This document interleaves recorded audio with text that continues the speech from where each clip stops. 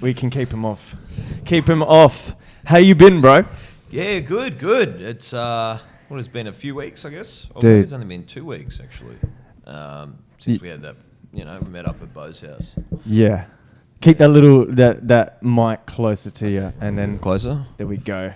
All right. Dude, yeah, we spent that night, and I was gonna get a guest on for episode 20. Yeah. But then there's a protest today that Mark is there. He told us about. Oh yeah. So This is a refugee sort of a rally type of thing, is it? Yes.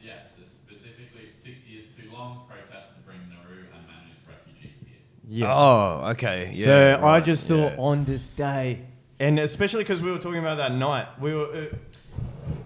It was pretty much we were talking. You was. Actually, we'll get to that, but then I thought we should just speed it up, and then for episode 10, just have someone on. Yeah, sure. And the great and mighty Lewis Appleton's here, and I think I have almost incriminated you in the last few episodes as saying a lawyer. Oh, look, that's all right. Look, I think I probably, it was, we were talking, we were drinking. I wasn't probably very clear, but yeah, look, I'm not a lawyer yet. I can't give legal advice, but I am a law graduate. And I've been working as you would call it like a paralegal is the term. Yeah. It's like a vocational training thing that you have to do before you can be admitted to practice law. So how does that work, dude? So basically, you go to uni, whatever, you get your degree. Yeah. Then you have to go to, it's a vocational college. So similar to TAFE, like it's that type of thing. It's not a university. Yep.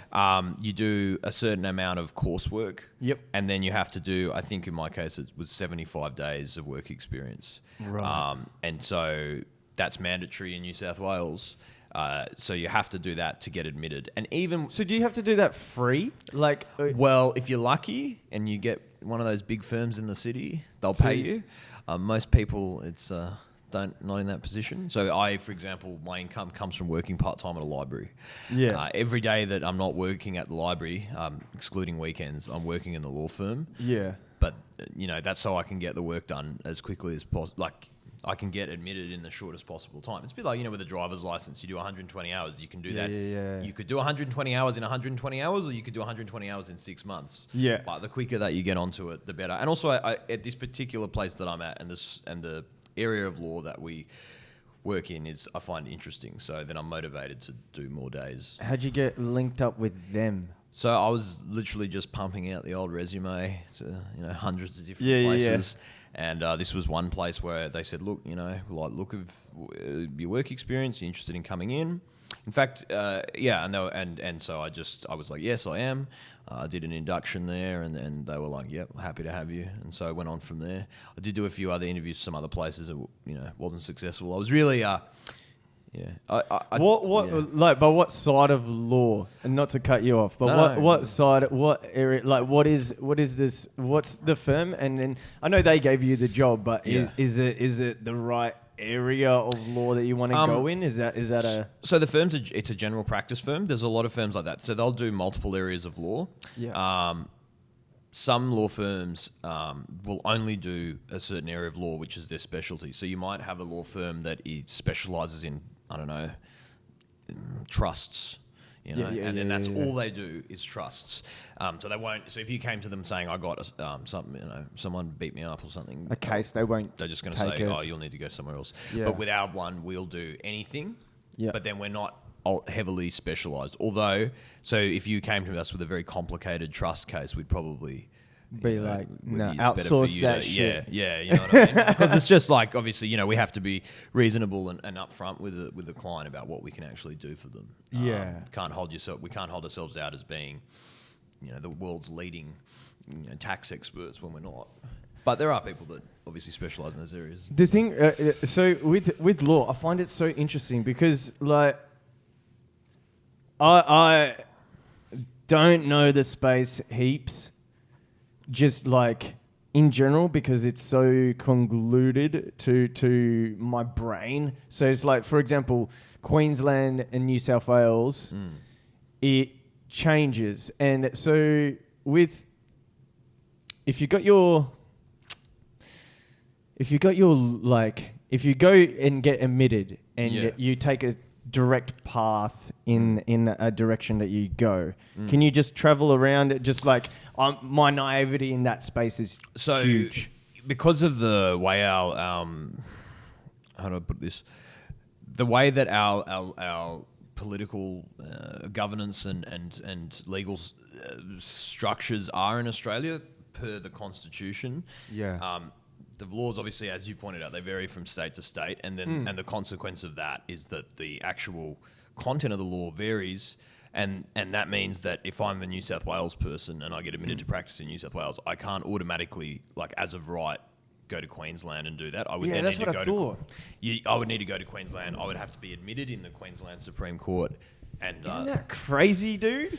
And you know, we're a more mild example. In the United States, they have they have a bar. I think they call it the bar, and it's for the bar for every, like the Louisiana bar, whatever, the Massachusetts bar, and they're totally different. And you would need to be quite conversant in a given state to practice in that state. So I have an American friend, and but she works here, but she's from Illinois, and she was telling me it's because their federalism, I guess what I'd say, their state autonomy is far more entrenched in America than it is in Australia. Like we have obviously our states have autonomy. Yeah. New South Wales does what it wants within constitutional limits, so does Queensland. But you notice that we're more or less aligned, and usually on big issues, every state will just essentially follow usually, unless it's very controversial, they'll follow the lead. Like the federal government is a thing called COAG. It's the Council of Australian Governments. Yeah. It's this thing where New South Wales and Queensland and all these people, they get together and they're like, let's have a national framework for consumer law. Let's say we want to stop deceptive advertising practices across the country. So everyone comes together, they go, this is what it's going to be, and they all just pass this. Even though each state has to pass their own legislation, they agree that they're going to pass,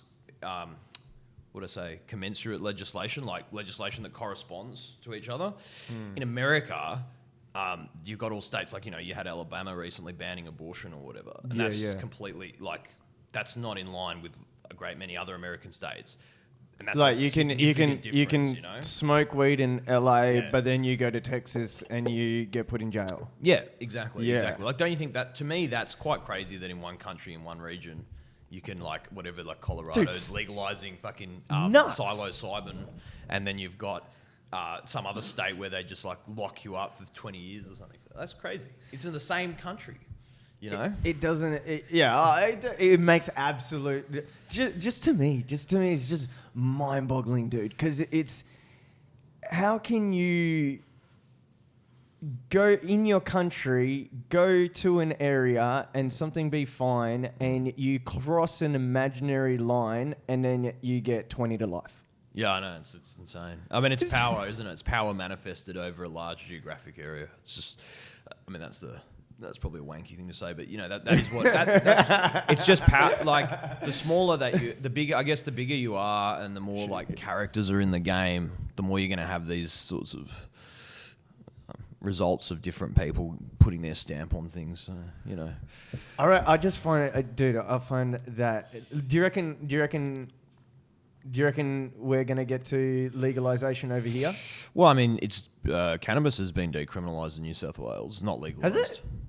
Medicinal marijuana is if you have a prescription, you can get that. As of now, I believe Mike. That was one of. Not that I'm a huge fan of him, but that was one of the things. One of the things that I agreed with that Mike Baird did just before he went was to say, I think it was in the context of glaucoma, and he was saying, "Oh, I know people that they're suffering from glaucoma. I don't really see an issue with this. So let's pass it." Did you see that case, dude? So this lady, she got pulled over by the cops.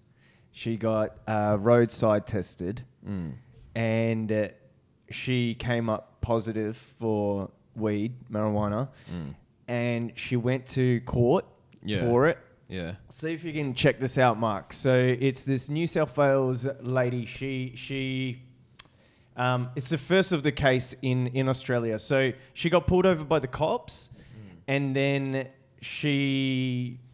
they found her positive, and she beat the case through passive smoking New South Wales case. So it's the first of its kind, which pretty much opens a floodgate for everything else, right? Everyone's going to say they're a passive smoker. Yeah. So what happened is that, and then all in, boys. And all the Found ourselves a university loophole.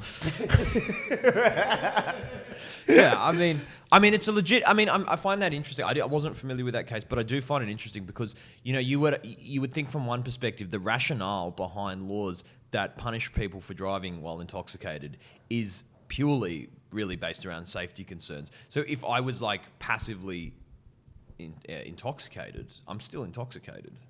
There would be. I would have thought the counter argument would be, regardless of whether you chose yourself to smoke a joint or you were Dutch ovened in some room, you know that you're stoned, and you've gotten into a car. I don't know. I'd be interested to read that case because I just think it goes against the spirit of the whole reason why. Have you found it or not? I found it. So what's the details of it? We need to get a mic for everyone, eh? So we'll get to this. We'll get to the mics later on, so bear with us. But we're getting there. So what's the details? Well, it's basically what you've said. Someone tested positive and was cleared based on the concept of passive smoking. She didn't actually smoke it. She said it's not in the weeks, but she'd been hanging out with a friend who had been the neighbor of her, yeah. Who had a medical prescription. Yeah. Right. Okay. So that was. I don't know if you passive smoking and legal smoke would be different. Yeah, that's a really interesting question. I have no idea. That's how nuts is that? That's the frontier of law right now. The police believe that their equipment wouldn't detect it if she was passive smoking, but the judge ruled that there's not enough evidence. There's not enough science on the absorption rates, and there's not enough science on. That's interesting. That she did in fact smoke. That's really and interesting. here's the crazy thing, right? Is that they then university, I think it's Charles University, I'm not too sure. I just put Charles University on blast. Is that even a university? I don't know. Jerry, you get a university. You get a university. University of Robbo. Yeah, University of Robbo. Dude, that'd be, how do you even, just in my head, I'm like, how would I go about starting a fucking university? Can I do that? No, I don't even know, dude. That goes outside realms that I understand. Yeah, I know. Me too. But so they did these after this case.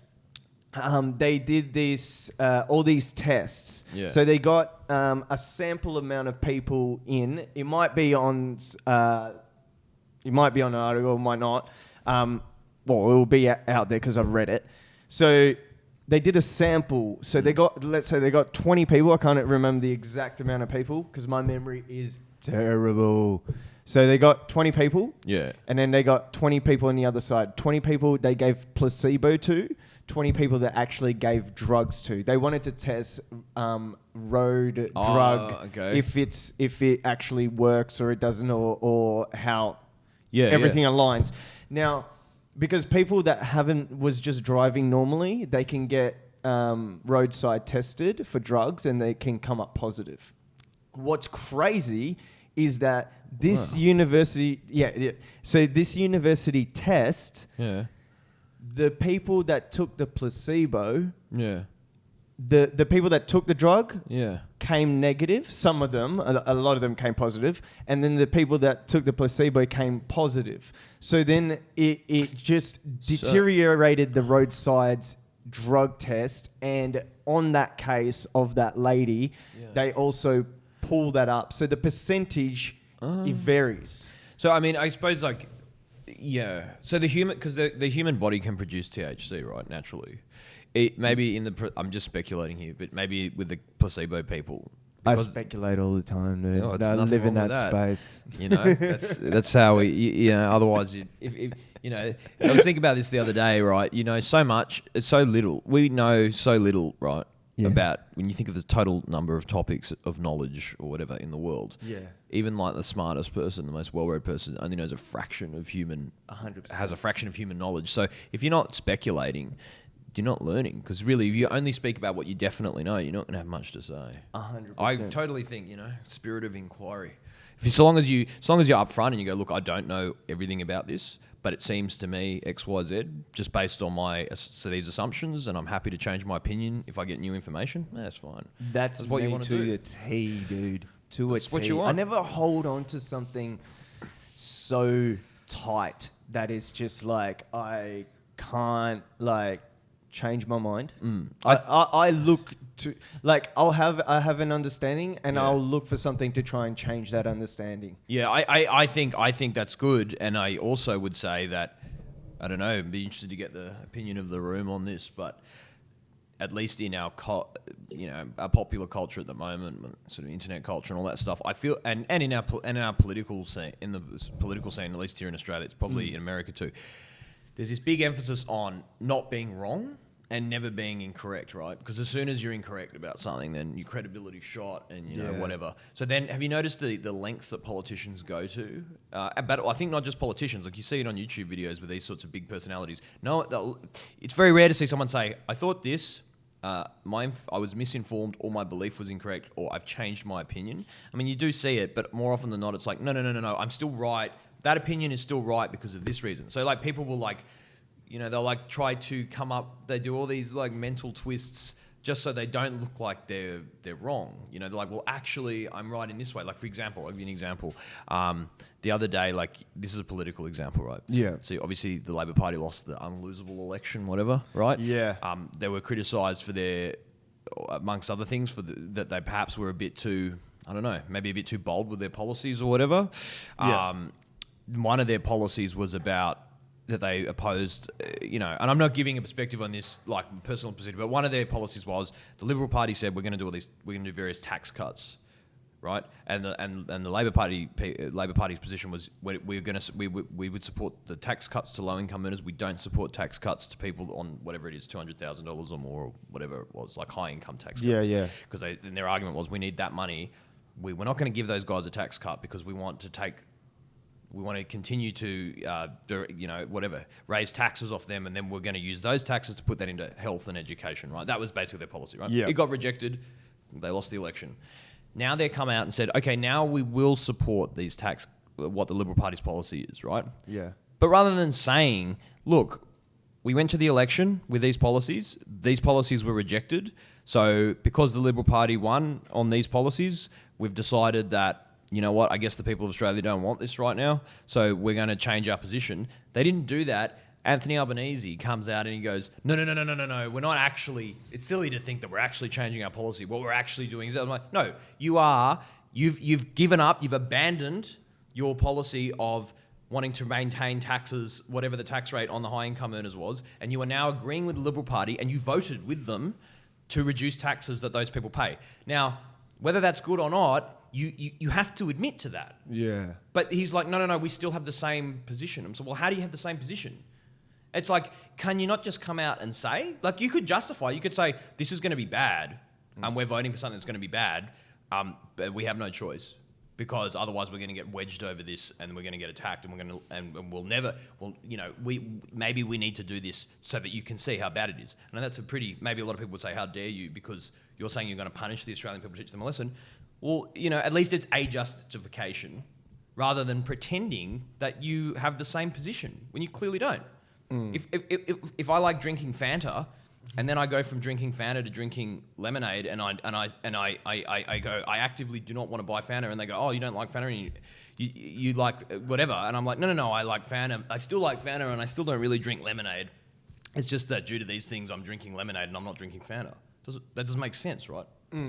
So it's at that point. People are so, in the public sphere, people are so worried about being seen as taking a backward step on anything that they're doing this mental gymnastics to try and like, I don't know, it's justification. Like, yeah, it's like this almost like sort of Orwellian sort of like, no, double plus bad, same thing. It's like people see through it and they just think it's pathetic. Yeah. I'm sure I can't be anyone. 100%. I agree. And what do you reckon? Like, do you reckon it was a good move for the Labor Party to sort of show their hands per se?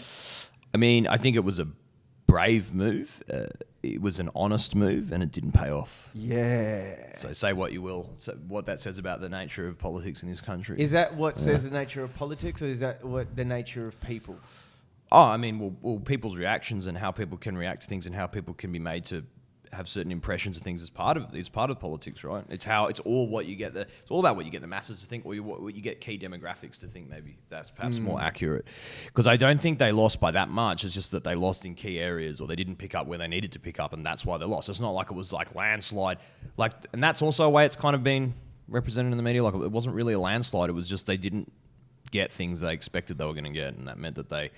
Do you know what I mean? Yeah. It's a bit like the Hillary Trump thing or whatever I keep hearing. I don't know. And I preface this by saying I'm not actually that big up on the whole American scene, like just general shit. But I heard that like Hillary won the popular vote or whatever, and Trump won.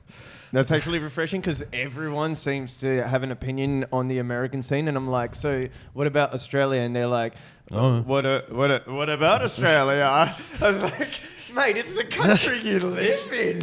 What do you mean? What about Australia? It's that cultural cringe at work. I didn't completely, and I didn't understand how, like, at the end of the election, I wish in future we'll be able to pull up, like, in front of, like, I'll be able to, like, show you something that Mark will be able to get up. But the dude was running, the dude.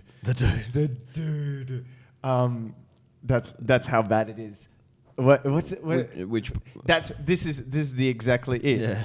Wait, which party? Dirty Bill. Dirty Bill. Like a tax bill shortened. Yeah. So electricity bill shortened. So this is just right then, the hesitation on his name is perfect for what I was about to say. Because at the end, coming into the final day of the election, it said vote. He's running through Melbourne. There's an image of him running through Melbourne, and him saying, with a shirt that says vote for Chloe Shorten's wife. Chloe Shorten's husband. Wife. 2019, we're here. What's up? but how? Yeah, I know. How not a good PR. It's. I mean, the problem with him was, I don't know, he seemed like a decent enough bloke, but he could not crack. He just couldn't crack through. And Penny Wong came out and said something I thought was not helpful in the very last stages of the election. Well, you know how Bob Hawke died and everyone was talking about Labor's legacy and stuff. She's like, Hawke's died, so you've got to vote for us now. And I'm like, does that not seem like the height of hubris right there? There was a genuine sentiment of like, oh, he was a really good leader. Like, a lot of people liked Hawke. It's like, you can't, yes, you might be going to ride off the coattails, wink, wink, nudge, nudge, but don't explicitly say, oh, we're going to ride off the coattails, because that's going to get the public to go, oh, well, fuck you. Do you know what I mean? Like, if someone's doing something and they're like, it's like when someone feels bad for you and then they start to do stuff and then you like explicitly advert to the fact that they should feel bad for you.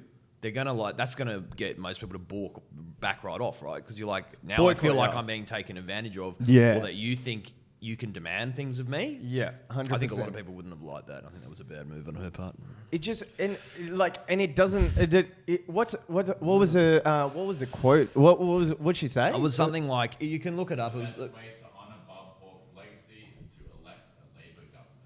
Wow. Does that not seem like a very demanding, like directive thing? You're saying to the public in the final days of the election, if you want to honour this guy that we're meant to all be celebrating in a non-partisan way, vote for Labor. That was a bad move, and that would have been interpreted by the Australian people. I think a lot of people is like, that's grubby. I'm not saying she's grubby. I'm saying that thing that she said was a bad move on her part. Yeah. No, I'd agree with that. I just think that entire campaign, sure, it was brave to tell the public exactly your cards and say this is the plan and this is exactly what's gonna happen. Yeah. And it just shows, I don't know, the general public, if it just shows they're like, oh, so you're gonna sort of tax us here and here. I actually don't want to do it for the better good, so to speak. Whether Labor's right or wrong, it just showed that if you lay out a plan and demonstrate that to the Australian mass, they looked at it individually rather than looking at it as a country. And the whole thing of vote for Chloe Shorten's husband. I don't even know who Chloe Shorten is, mate. Like, what do you... So if someone just wore a shirt, Chloe Shorten's husband, I didn't know who she was. Sure, she's got a Shorten last name. Like, I get it. But, like, what a shit PR on the last day of the election. What's that expression? It's on the nose, I think. It doesn't. It was too smart by half. It was too smart for its own good. I just think the other thing is how it was represented, right? Do you remember that? Like it was like Labor's got a death tax.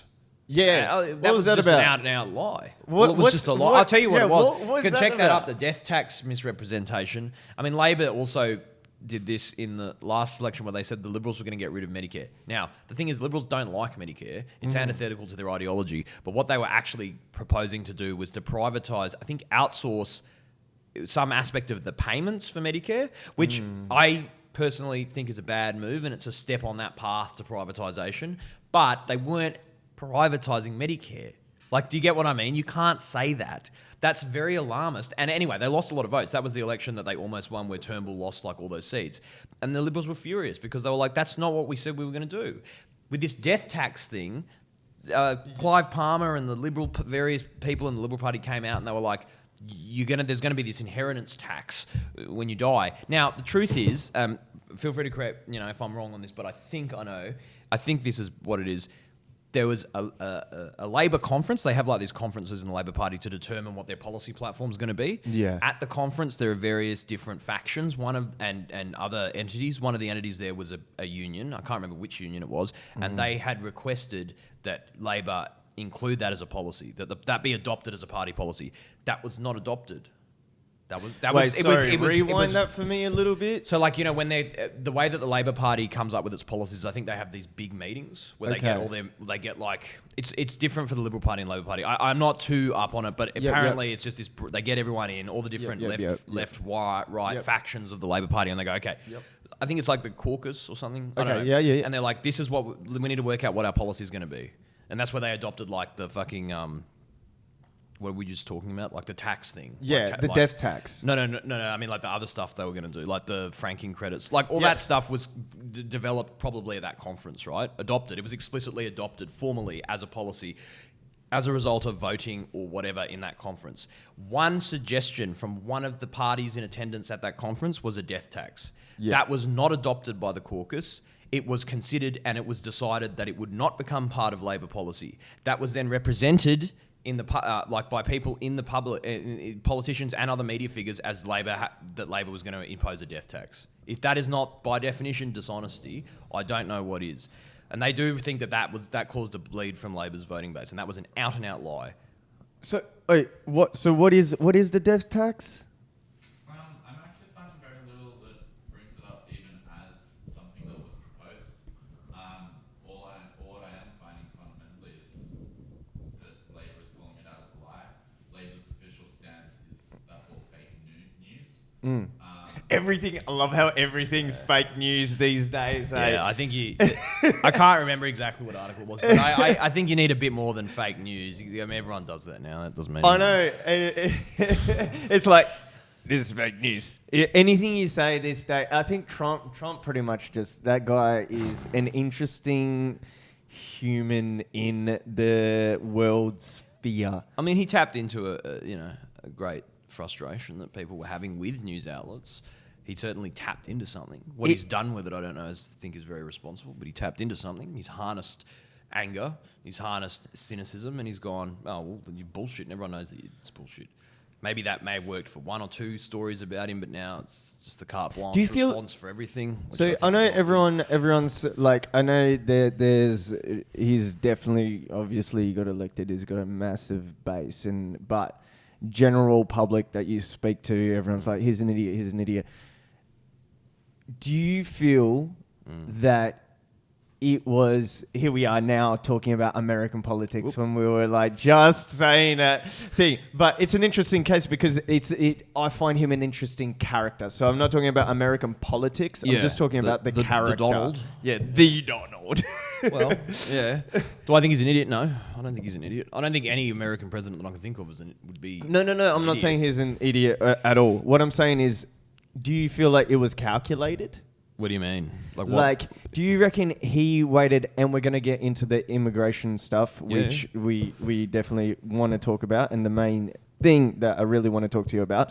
But do you feel like, because he got asked by Oprah a long time ago, if you're going to be, do you think you'll ever run for president? Yeah. And he goes, no, I might. I don't know. He, you know, did he harbour aspirations from an earlier time? I think so. Campaign in 2002 or 2004, I think. Was that like not like as an independent? Yeah, as an independent. Really? He had very mild success. So that's where the whole Simpsons thing comes from. Because there was a joke that his terrible campaign in the early 2000s was going to be successful. I didn't even know he ran in the early 2000s. He's tried many times before, and that's why he was shouting out at Obama, because he was like, well, I've been running for president for however long. Yeah.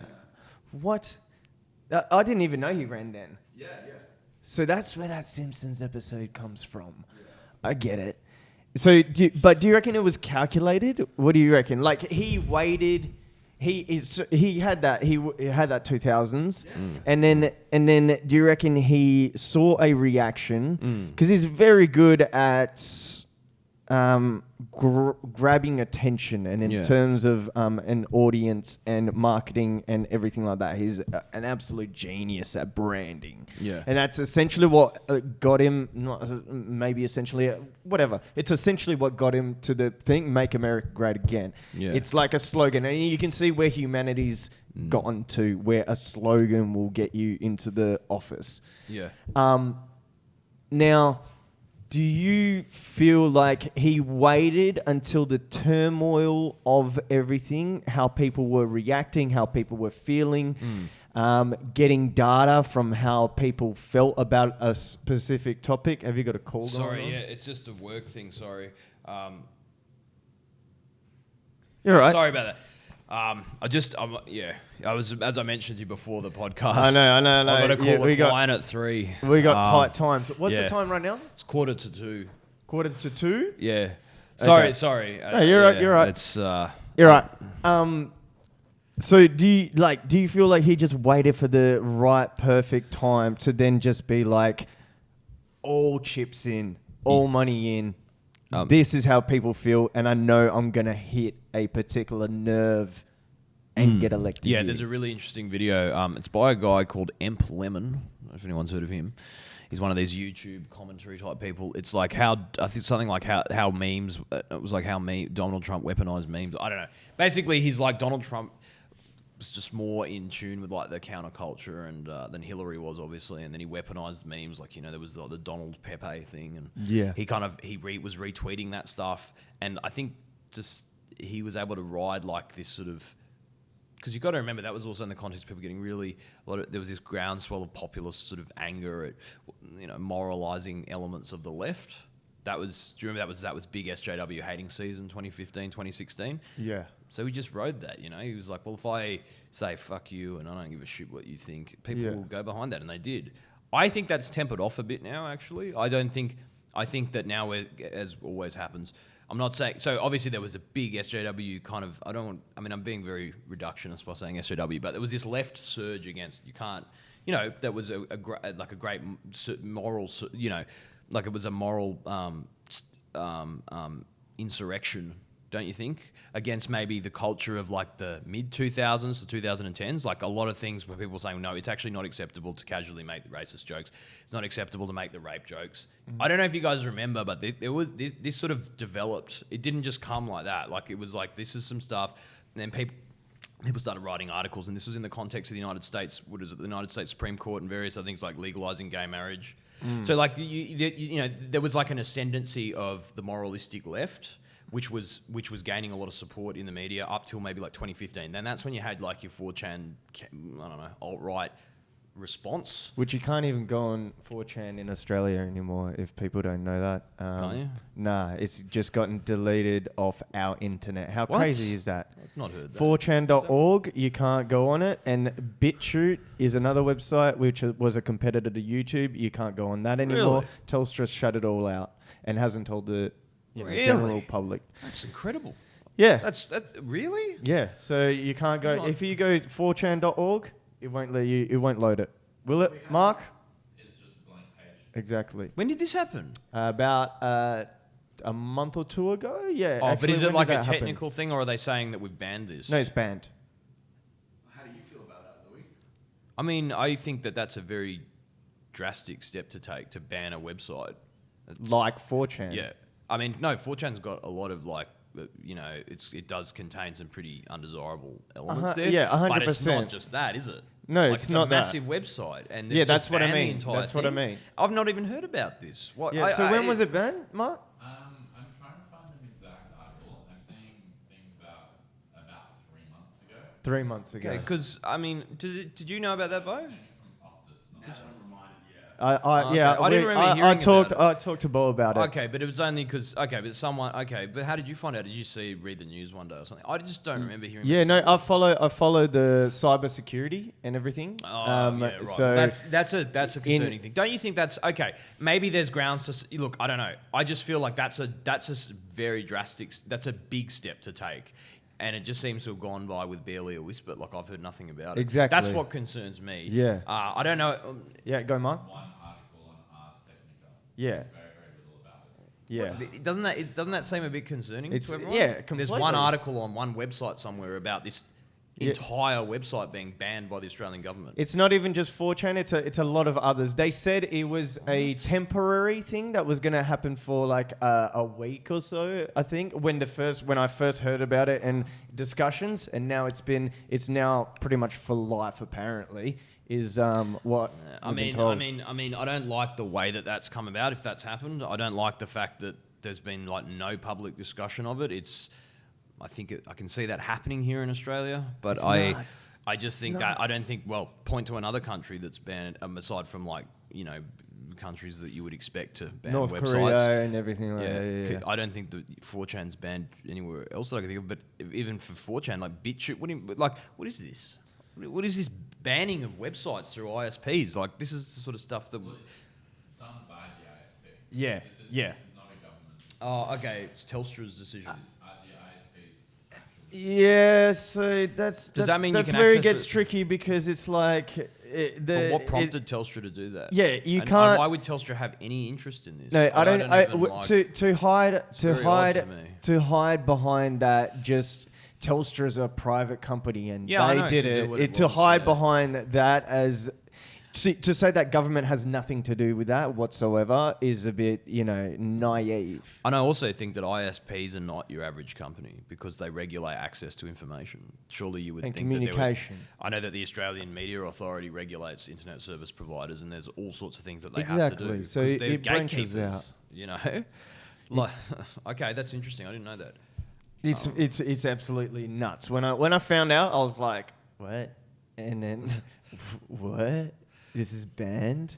Like, no one knows about this? This was quietly done, and we're supposed to have free internet, and the internet is supposed to be a place where, you can go without, of course, going into the dark web, just generally internet. But then it pushes people to use VPNs, which it mind boggles me because it's like you're pretty much saying to the public, now VPN sales have gone up. Yeah, now I there's imagine they all would. different types of VPNs coming out. Now you're going to create a system where networks bounce across the world and you're not going to see... Sorry, Buddha.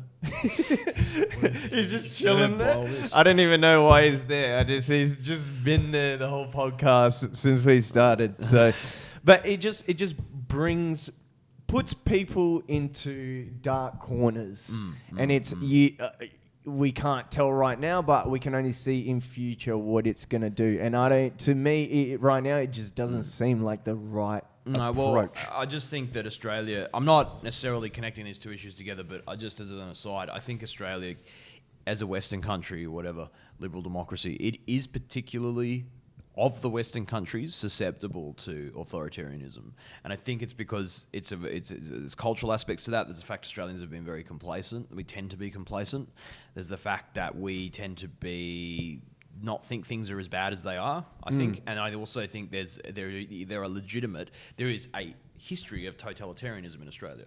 like a legitimate history of it started off as like a penal colony or whatever. Like the people that were transported to Australia from Europe were all basically there wasn't an election. You know, they were put on ships and then they were like under martial law. So that's how that is the Anglo roots of Australian. That's the Anglo-Australian roots of Anglo-Australian culture, right? Not the case in America. They fought a war of independence, and in England, you know, they've had a lot longer to develop their structures, like fucking thousands of years or whatever. Yeah. We literally, as whatever, you know, post-Indigenous Australia has not been around for long, really, in the scheme of things. And it started with a pretty heavily entrenched culture of martial law and doing what you're told and getting a rifle butt to the back of the head if you talked back. Yeah. Maybe, I don't know. Like I'm wildly speculating here. Do you think that might make us a bit more amenable to having those structures come back in again because we're used to it? Oh yeah, old Gov over there just told us to do this, so go and do this. Americans would never stand for that. Do you reckon in terms of our culture, do you reckon all cultures fit with each other? I think I think cultures will have points of commonality and points of difference. And I think a unique Australian trait as a Western country has been traditional acceptance of authoritarianism. So I think that defines us, distinguishes us from other Western countries. Yeah.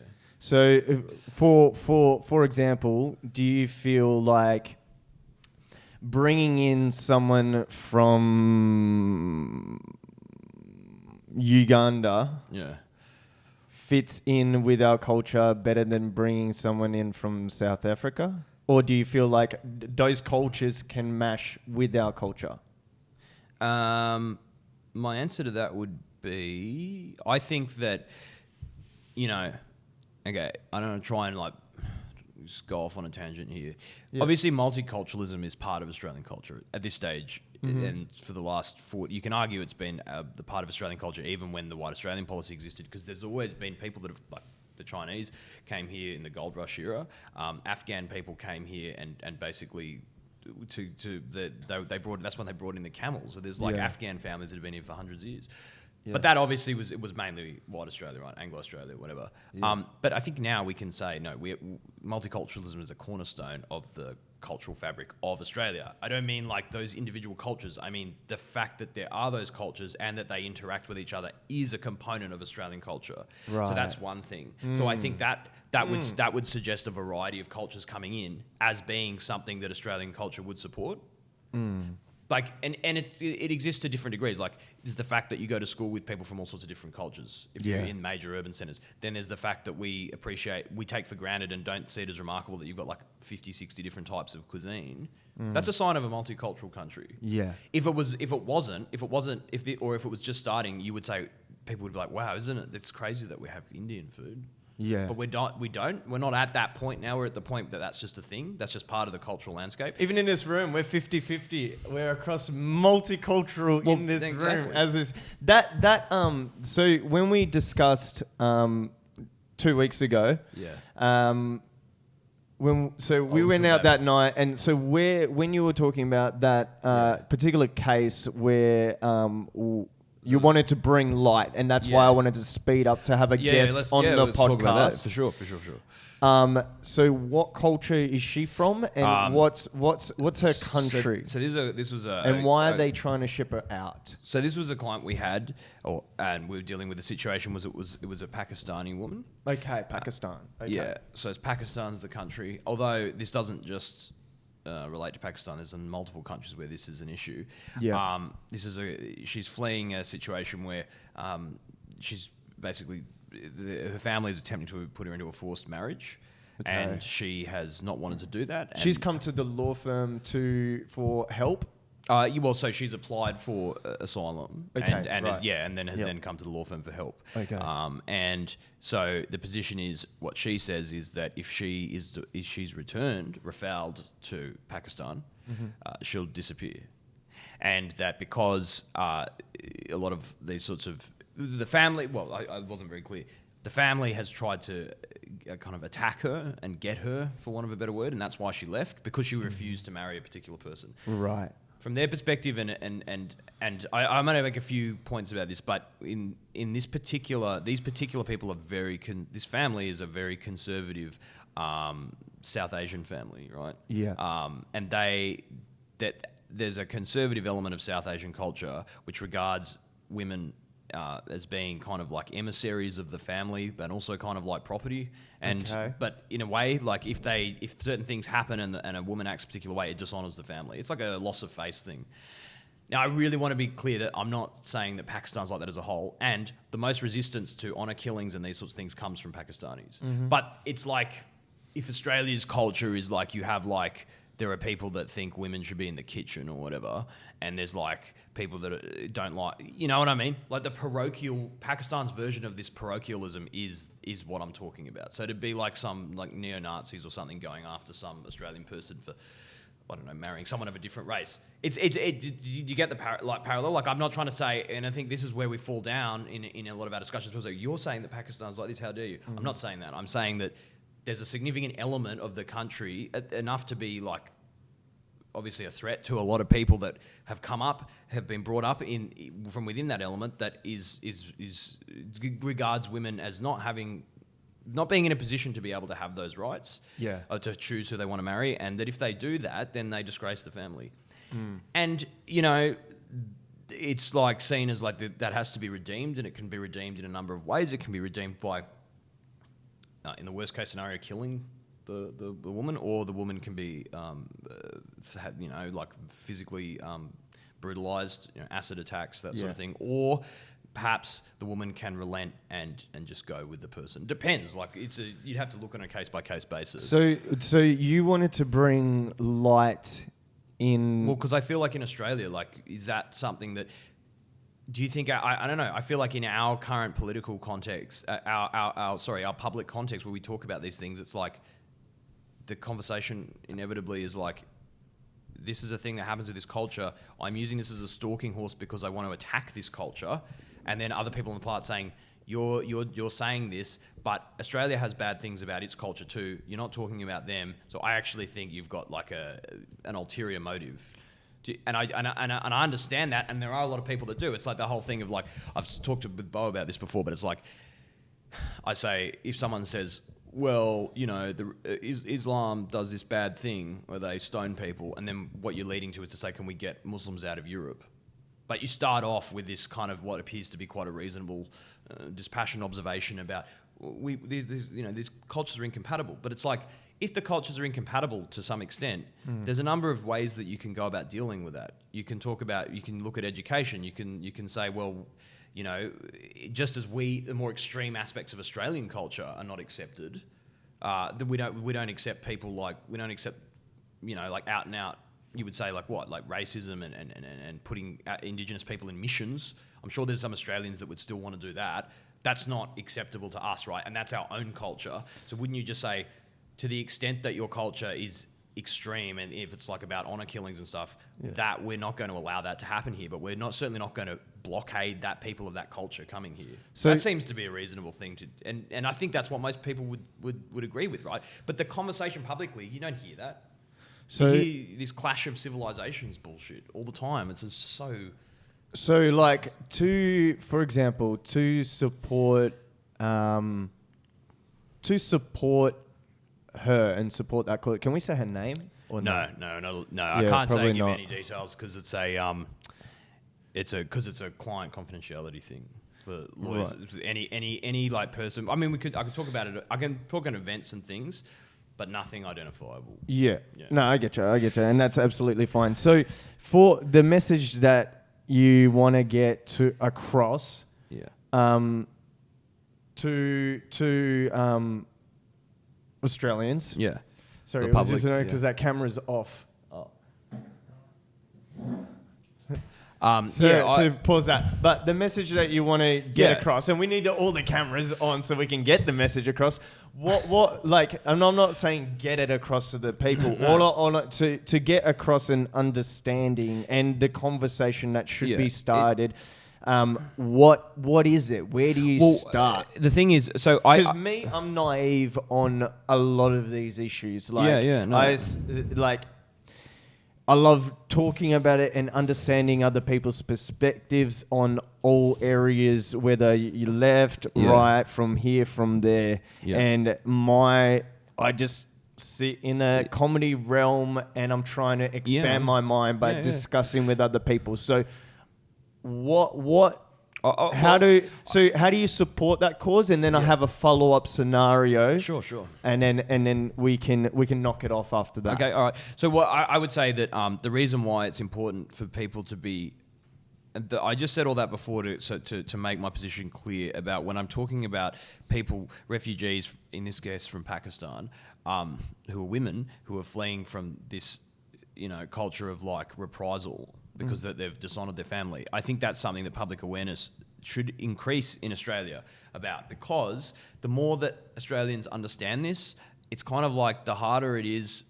I mean, like our immigration authorities, kind of their role is to basically, if they can find holes in something, they will, and they will reject people. I mean, and that's their role, right? I understand they want to control the flow of migration, right? But here's the thing. When the Hazara, which is an ethnic group from Afghanistan, they were massacred en masse by the Taliban in the 90s when the Taliban came to power in Afghanistan. And it was awareness of that issue that led to Australia opening its doors to Hazara, who now, like we're talking second generation, third generation, who have been given a chance to avoid that. That's a hellish situation where you're being killed, like there's just pogroms going on, and you're of a particular ethnicity, and you've got to hide in cupboards and shit. Like you wouldn't want anyone to go through that, right? And same thing happened in Syria. When ISIS went into Syria, we started accepting Syrians partly because the public became aware of what was going on. They were like, "Oh, this is horrific. This is like a genocide going on here." And then that kind of warmed the cockles of the Australian public's heart enough that they started saying, "Yeah, okay, fair cop gov will let these people in." But with Pakistan, it's like this honest stuff's been going on for a long time. It affects a lot of women, and it hasn't reached that point of critical awareness in the public. It hasn't reached that critical mass of awareness that has an impact on immigration officials. Like the degree to which something is common knowledge, quote unquote, is going to improve that or is going to help or hinder that person's case. You know what I mean? If I say I come from this country and it's not a very well-known country, like in the public consciousness, and I say this terrible stuff's happening, they're going to be very exacting on the evidence, which, fair enough. They want to make sure it's a legitimate claim. But it makes it, if you're assuming that the claim is legitimate, it makes it easier to prove, because that can be very hard to prove. Like, you've got to go and get some text message, some article that's written in a language that the assessor doesn't understand. It has to be interpreted because it's not in Australian media. You know what I mean? Like, if we're talking about honour killings, like there's some talk of honour killings in England and stuff that have happened with some Pakistani and other Afghani families there. Yeah. Well, I'm talking about honour killings in Pakistan. Most of those articles are in Urdu. They're not even in English. You know what I mean? Like, it's just a level of removal that the immigration officer's like, oh, I don't... whatever. No. Do you know what I mean? Yeah. So when you're publicly aware of it and everyone knows about it, it like gives it more credence. Okay.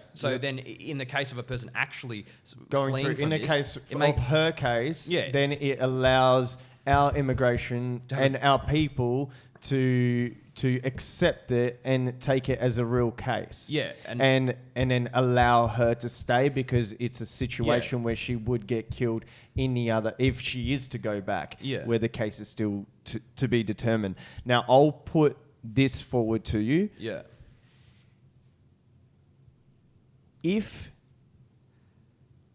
a person on the other side, so right now she's saying that her family, they want her to arrange marriage. Right. And they want her to marry this person. Now she's asking for asylum. Yeah. Here. Yeah.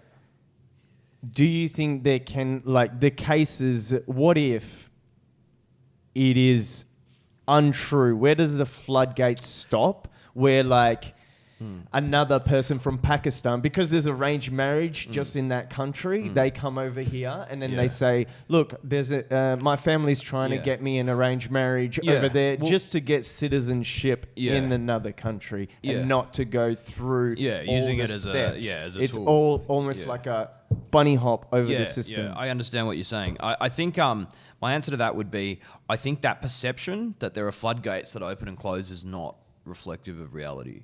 Because when you look at like a person who's claiming asylum, each case has to be assessed on a case-by-case basis. It's not done on like, even though I say that awareness of a situation can help inform the decision maker, ultimately that decision maker is going to look at those particular personal facts. And if there's enough questions, if it's questionable, if I make up that if I'm a Pakistani woman and I'm facing no issues at all, and I come to Australia and say, oh, my family's trying to kill me, right? I have to provide evidence to support that, right? In our client's case, without going into too much detail, there was like Facebook messages and other things which indicated that people were making death threats and stuff. There was actually there is a baseline of evidence. It's not just like, oh, this thing happened that can't possibly prove, let me in. It's not like that. And the thing is like, so you have to understand that. So that's how it goes. That's in reality how it goes. And I think this issue gets politicized into thinking that the decision makers are just throwing their hands up at some point and going, everybody come in, and then they're going, no, nobody come in. It's the way that the issue's been politicized by politicians, and I really dislike that. I think that the question of asylum seeker determination should be an apolitical issue. Just like I say that because unless you think that we shouldn't accept refugees at all, then it's not appropriate to be characterising groups of people in one way or another in terms of them being having a particular attitude, like being crafty or sneaky. So essentially you're saying that the argument of being like, well, someone else coming in and then they making up that story and then they'll get allowed to stay isn't a valid argument, because it's a case-by-case basis, and our immigrations will look at each case and they'll effectively look at everything to do with that case to give the approval. So people shouldn't be scared or frightened, because each individual trying to stay in our country has that due process. And I would also argue that in situations which have been characterised as the floodgates opening in the past, I'll give you a few examples. Vietnamese in the 70s and 80s, Chinese people in the 90s, and then you had people from Lebanon, people from Sudan. Yeah. Every time that's the current one, right? Sudan's the current one. Yeah, well, and you can expect to see more people from Sudan coming, because that country is in a very bad position at the moment. It improved for a while, and now it looks like it's about to fall into civil war again. So, there's going to be people trying to get the hell out of there again, which is, to me, pretty understandable. But every time there's a flood of a particular ethnic group, the reason why it seems like there's a flood is because what happens is it becomes common knowledge that there's a catastrophic situation happening, and therefore that makes asylum seeker claims from people from that country very easy to prove by default. Like, in other words, if ISIS is in Syria and they're slaughtering like tens of thousands of minorities on the daily, right? It's not hard for me to just come in and go, I'm a Christian and they're Muslim and this is what they're doing, and then they're just going to go, yeah, cool. Because it's like it's different if it's like peaceful situation and there's outwardly no evidence of problems, like Pakistan. It's a democracy. It's whatever. It ticks all the boxes. So it's harder to prove it because it's not. We don't know. Like it's like, yeah, some people know about honor killings. I don't know. Do you know what I mean? Much harder for our client to prove that than for a person from Sudan from like 2005 when there was slaughter en masse going on to go, yeah, I'm afraid of my life because I'm this ethnic group. Yeah. So it's only a flood because it's very easy to prove at that time. And then when the situation in Sudan improved, they were not letting in anywhere near as many Sudanese people because they were like, well, no, your country's fine now. Do you know what I mean? Yeah. Like that's 100%. Actually the procedural reality of what's going on in the refugee world. But do you see how different what I just said to you is from the narratives that you hear in the media? Yeah. It's just almost at a complete disconnect. You have very well-trained public servants who spend years like doing investigative work, and they have to get qualified. It's not. I don't know. The way it gets politicized really annoys me because it does not reflect what goes on there at all. Yeah, yeah. So that was my sort of. I feel you, and no, I completely agree, and I think that this is a discussion that the general public should get to know, because I feel like they get fed a lot of things where people just get scared, and then people will say things like the question and that situation are put forward because that is a general consensus is that if this lady can be lying about a situation and then it allows for other people to come in and then lie about that situation. But what you've brought to light is that this is a case by case basis and each person goes through social media history, email history, everything. Ins and outs of everything. So the public shouldn't be worried. No, and I certainly don't think that they should be. I mean, when they lock people up on these islands, right? If a person comes to Australia by plane, then it's a completely different regime. They get assessed by a different authority. Like the boat thing is really not. I mean, I know they say it was to stop drownings, but like, I don't know. Don't you think like if you really, let's assume rings around and everything. If you were a legitimate refugee, right? Let's just say you're fleeing. You're going to get killed. There's a good chance you're going to get killed in your home country. Yeah, I'd get on a fucking boat. Mm-hmm. If I'm running the risk of drowning, it's no worse than staying in my home country. So I mean, this idea that like, well, we've stopped all these people drowning. It's like, well, okay, so if you stop them from coming over, then that's just, if they're going to get killed, they're going to get killed. Like, you got to be pretty. I'm not saying there are people who lodge false claims, and my position, what I believe about that is that most of those people get found out and they get rejected. Yeah, it's hard. They are so heavily scrutinising immigration officials. Yeah, they put everything under a microscope. So if you do come up with a bogus claim, the chances of you getting let through are very low. Yeah. I'm not saying it's never happened. So there may be like, there's some very low proportion, I'm sure, of people that probably did con the system, but it's not what it's being made out to be. Yeah. It's not like half of fucking Melbourne that Sudanese are all like frauds. Like that is completely dishonest. It is deceitful politicisation of the issue. And I just, you don't have to necessarily, I'm not saying that you have to necessarily be a bleeding heart, but just please, make your decision on refugees from an informed position. Yeah. Because it is, at the end of the day, about people's lives. 100%. I feel like that's the best point to leave it. And I respect that you don't want to plug anything. You just want to bring light to the discussion and ease people's mindsets and allow them to not have fear over this. And I think that's the main thing to get across. And we're going to a refugee rally now. And we'll do some filming there as well. But thanks for coming on, having this discussion. It's an important one. And it's crazy that just the podcast, having it be so comedy based at these discussions is what I want, having the back and forth of a particular topic like this. And I feel like this is an incredible first topic to start on and a first guest to have on. Thank you so much. Appreciate it, see you in future. Yeah. Lewis Appleton. Thank you. Thank you.